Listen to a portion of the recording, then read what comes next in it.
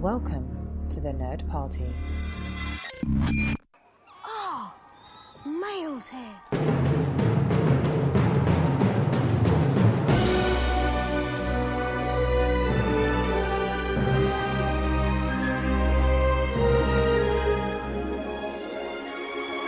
Hello and welcome to Owl Post as it is freshly delivered for you this week. We are super excited to be back here as we dive into Chapter 2 of Harry Potter and the Order of the Phoenix with a Peck of Owls. And I am never alone here as we dig into more Owl Posts because with me, as she is every week, is the wonderful and fantastic Andrea Coffman. Woo! Like a beast. A fantastic beast. Ooh, all right. Yeah, now I know where to find them. Yeah. Thanks, Newt. Oh, man, I do love me some Newt. Anyway, we're very excited to be covering that movie on the 602 Club soon, so make sure you look for that. But, yeah, I'm just really excited to be, like, I know I say that a lot about when we talk about things because I'm really excited, but it's just really good to be in this book. In the first chapter, it had me so primed to really dive into what's going to happen. And I'm glad we're here at chapter 2 because this thing just hits the ground running. It does. And when he says he's excited, guys, he actually is pretty excited. He always says he's excited, but he really genuinely is always excited. I'm rip-roaring excited. Well, not as excited as Miss Fig, who is excited in the sense that she is wanting to murder somebody, and she's like uppity. yeah, and very animated at this moment as she is I like that. Still yelling about Mundungus Fletcher, who has left, and how she would flay him alive if she could, basically, and how she had put one of her cats on the job to watch Harry while he was gone. And he's like, wait, you're a witch? And she's like, I'm a squib, which Mundungus knows full well, which is why he should have been here to help you with the dementors, but he left, and I warned him not to. Like, she gets really animated, and you just can tell that her face is just getting redder and redder and redder and redder. And I love that she ends up kind of screaming at Dudley at some point. She's like, get up off the ground. Yeah. And then she keeps going on. And then she's like, I said, get up. You know, she's just like freaking out at him. It's hilarious. She's so much feistier in the book than she is in the movie. In the movie, she's sort of timid and quiet and, you know, afraid. And in this case, she's just sort of enraged. Well, it is something that, I think, you know, because we're in the book too, we just have more time. But yes, I love because, you know, Harry puts it together. Oh, he's the one who disapparated from in front of their house, and that was where the crack comes from. And he's like, wait, you know Dumbledore? And she's like, duh. Who doesn't know Dumbledore? Doesn't know Dumbledore? It's just so love fantastic. That moment. Yeah. Well, and it too, like, you get this whole thing, like, she's complaining about Mundungus being gone, but it comes out that she's worried about Harry with the, you know, the statute of secrecy now and underage sorcery. And at this point, she's like, it doesn't matter. Keep your wand out because there's nothing doesn't we can do about it. We already tore the Band-Aid off, guys. Yeah. And if there's more, you know, dementors coming around, I can't help you. So this is exactly what Dumbledore is afraid of. And we get this feeling that Dumbledore has been it's almost as has been waiting to see if this would happen all summer. It's definitely just a stronger indicator that there's like more going on here than Harry knows, which can't help him feel any better. He was already pretty frustrated in that sense. And I think this just kind of solidifies his frustration that, yes, in fact, there are things going on that he is not able to participate in. And that, you know, they're kind of sheltering him and he does not like that. Well, and you know, she explains, you know, look, I am here on Dumbledore's orders. I'm supposed to keep an eye on you because you're too young. She's like, I'm sorry I gave you such a miserable time every time you came over, but she's like, I couldn't have it, you know, the Dursleys think you enjoyed it or they wouldn't ever let you come over. And she's like freaking out. She's like, what is Dumbledore going to think once this happens? He's like, I can't even go tell Dumbledore because I can't apparate. Like, she is having kind of a meltdown about this whole thing. And Harry's like, Dumbledore I don't know understand. what's going on. I had to use magic. There were dementors, and she's just still freaking out. And again, she just yells at the top of her lungs on the street, "I'm gonna kill Mundungus Fletcher." When he finally shows back up and she fills him in, he's like, "Oh no."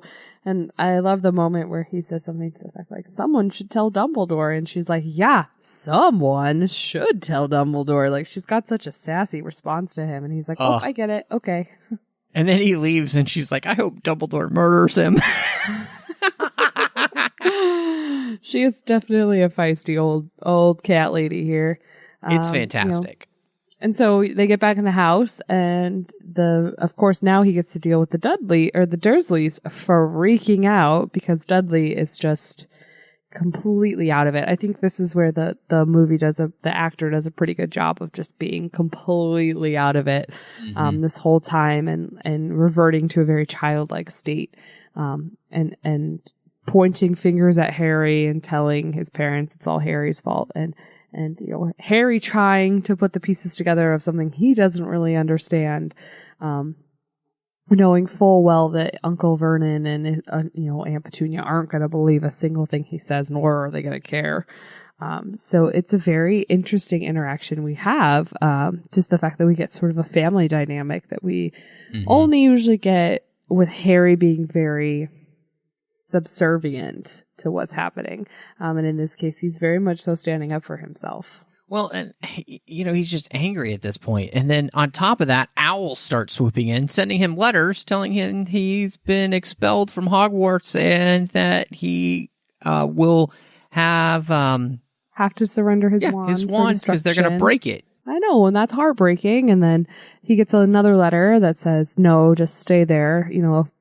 Dumbledore's on it." From Ron's dad, Mr. Weasley, and it says, "Nope, he's on it. Like, hang tight and do not surrender your wand." And then, of course, Harry's first thought is like, "Look, I'm going to have to fight people from the Ministry, and then I'm going to go to Azkaban, and this just doesn't end well for anybody. What do they want me to do here?" He starts just going through all the scenarios of what is going on, and no one's telling him. And the owls keep showing up, and I love the fact that every time an owl shows up, Uncle Vernon gets so angry. I said no owls! It's and Harry's like, "I'm not doing it. It's not my fault." He's like, "What do you want me to do? They're not going to stop coming." Well, and it's really interesting because, as all these owls keep coming after we get Arthur's letter, which tells him not to leave his, Aunt and Uncle's house, do not do any more magic, and do not, surrender his wand. Uncle Vernon's like, "What the heck is going on?" And Harry explains about the Ministry of Magic and everything, and he's like, "Oh, people like you have a government? No wonder everything's going to the dogs." He's just being such a jerk. But then he's also trying to get Dudley to tell him what happened, and Dudley starts kind of explaining how everything went dark and how everything got cold and he could hear things inside his head. And he's trying to explain kind of what happened to him and how it just felt horrible. And he's stuttering for words, and Harry just begins to finish his sentence, which is "you'd never be happy again." And Dudley says yes. And that's the last thing that he can really say. And it comes out, what are these dementors? And Harry's telling them, they're the guards of Azkaban. No, that's actually the interesting part. So Harry tells him it's dementors, right? And before he has a chance to tell anyone what they are, Aunt Petunia speaks up and goes, "They're the prison guards they're the guards of the prison Azkaban." And everyone's like, "Say what now?" There's this moment where everyone's like, "I'm sorry. How do you know that?" And then Harry kind of goes on to finish the best explanation he can get out.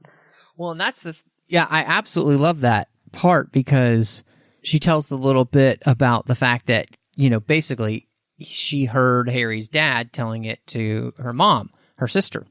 And, Harry is just stunned because in all of the years that he's known them, this is the only time, other than her freaking out about her sister being a freak in the first book, that he's heard her speak about his mother.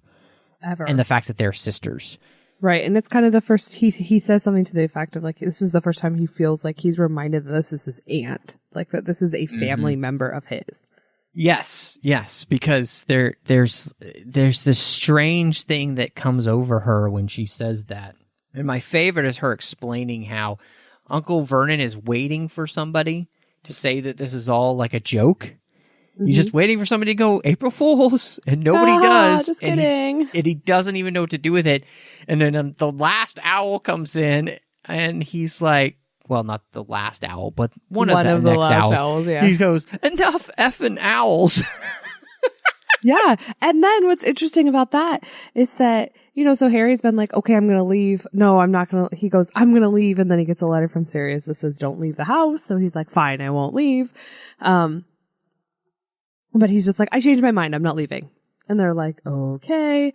And then Uncle Vernon loses it and is like, look, if they're coming for you and they're hurting my son, I want you out. I've done everything for you. I never wanted you here in the first place. Like, you've outstayed your welcome. Get out. He's kicking him out of the house when one of the very last owls arrives, and he screams at that owl and freaks out, and they go, well, this owl's not for Harry. This owl is for Aunt Petunia.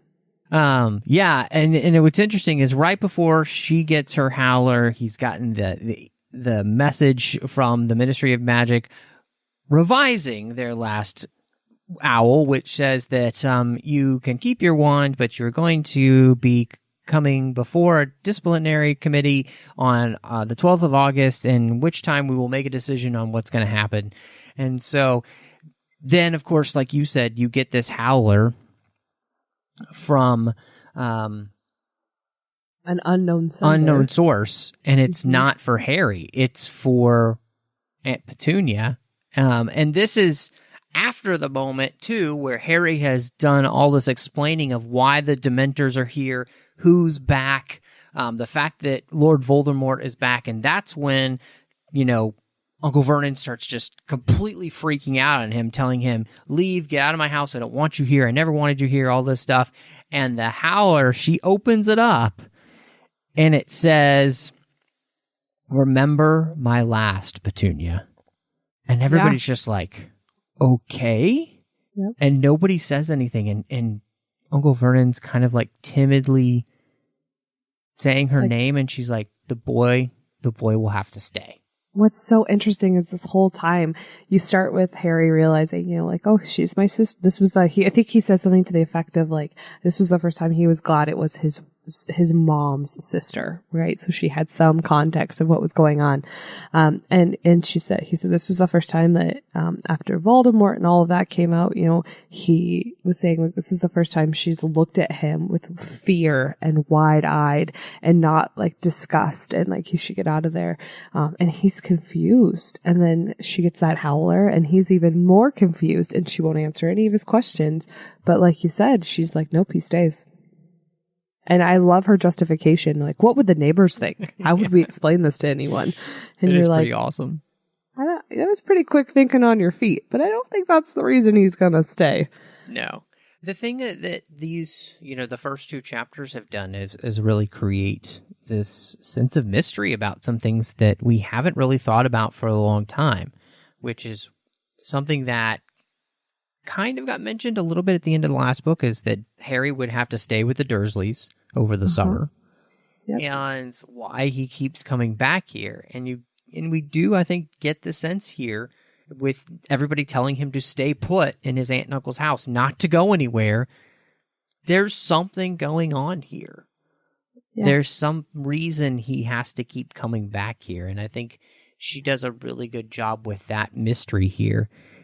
But there's this other thing that I think happens in this chapter that I find really interesting is as Dudley is trying to tell the story and everything, Harry thinks to himself, what in the world could Dudley's greatest fear be? What is it that Dementors would pull out of him that would have him like this? Because he can't imagine him, this pampered, bratty child, having anything to really be fearful of. And yet we see the impact that it's had on Dudley. And I think one of the things that I'm going to be really fascinated to see is what effect this has on Dudley throughout the rest of the series.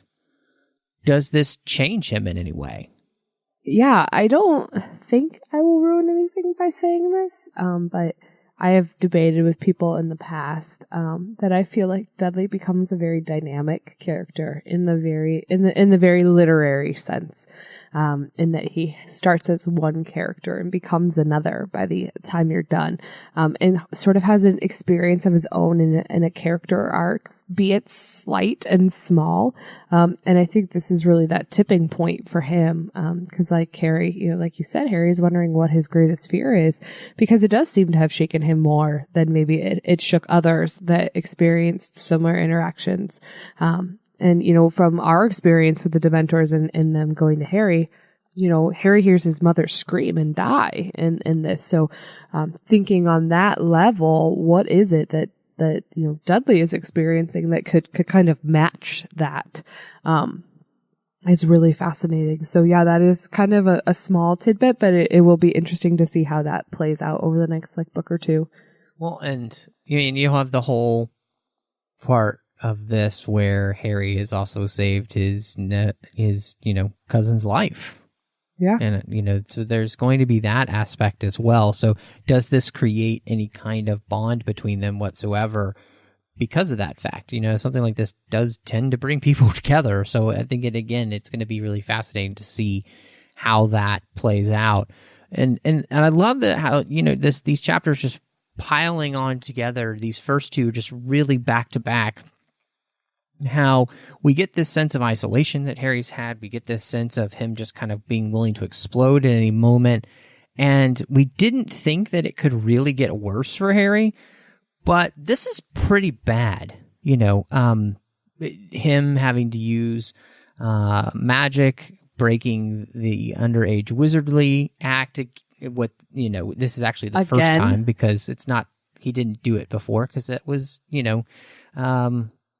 Dobby the first time with the cake. That was not Harry. But he blew up his aunt. Well, that's true, but they forgive that one because, he couldn't control himself. Because we didn't mention this the first chapter, but that actually happens again. When Uncle Vernon tries to grab him and Harry gets so angry, something happens and Uncle Vernon gets like a shock and can't hold on to Harry anymore. So, we see that happening with Harry still, that magic comes out when you're so emotional. And I feel like having to go to a hearing at the Ministry of Magic, this is pretty serious. And, we got one of the letters that said that Dumbledore is going to be working on this and trying to fix things. But, with the way this ministry has been going, how much power does Dumbledore really have these days? I think that's going to be interesting to see. Yeah, I think, it ends with them yelling at Harry to go to bed, but we're still left with so many questions as to what's going on. And we get, she's a very nice job of using the characters to tell you that you're not going to learn anything else right now. Like, by yelling at Harry to go to bed while he's asking those questions, it's the same as kind of telling the reader, I know you have those questions, but you're not getting any answers right now. So you best just go to bed and go move on to the next chapter. So she kind of wraps that up real nicely. And we don't really know what to expect next. So I'm excited for chapter 3. This is a really enjoyable beginning to the book in the sense that she's already, like you said, I think in our first episode for this book, we just kind of dive right into the action, and a lot has happened in the first 2 chapters, and there's been a lot set up. And I feel like we also have a lot of character already happening for Harry. Just a very frustrated, hormonal teenager who angry, and it makes sense, I don't know about you, but I don't enjoy being hot, and when I'm hot for a long period of time, I get even more angry, and so here where the heat outside has been unbearable for people, the heat inside of him has been unbearable because of everything that's happened, the nightmares he keeps having. I mean, he's not having a great life. He is not living his best life now. Let's just put it that way. He's not living his best self right now. No. So he is very frustrated with a lot of things, with nobody talking to him, nobody giving information, and very interested to see where we go in the next few chapters, and if he does finally get any answers to anything. Or if he snaps. Or if he snaps. That's kind of the next step here. Yeah. You can only pull a rubber band back so far before it snaps. It's very true. Can't wait to dive in to next week, Andrea. But, if anybody is interested in, catching up with you, talking about the books or talking about anything Harry Potter related, especially as we're about to get to the Fantastic Beasts, Crimes of Grindelwald, where can they find you? Sure, you can find me on Twitter at PCFChick or on Instagram at Andrea Coffman, and it's Coffman. And you can also find me on Twitter, MattRushing02. I'm on Instagram under the same name. Here on the network, I do a show with John Mills called Aggressive Negotiations, and we talk about Star Wars every week. It is a lot of fun. I hope you will check that out. I'm on the Track FM network with a couple of shows. One is called The Orb. I do that with Chris Jones, and we talk about Star Trek Deep Space Nine. The next show is called The 602 Club, which is a general geek show, and we talk about all the fandoms we love. I mean, we run the gambit, so make sure you check that out. And last but not least, doing a show with my good friend Courtney called Cinema Stories, and that is where we talk about films through the lens of faith. But thank you so much for checking your outpost. Mischief managed.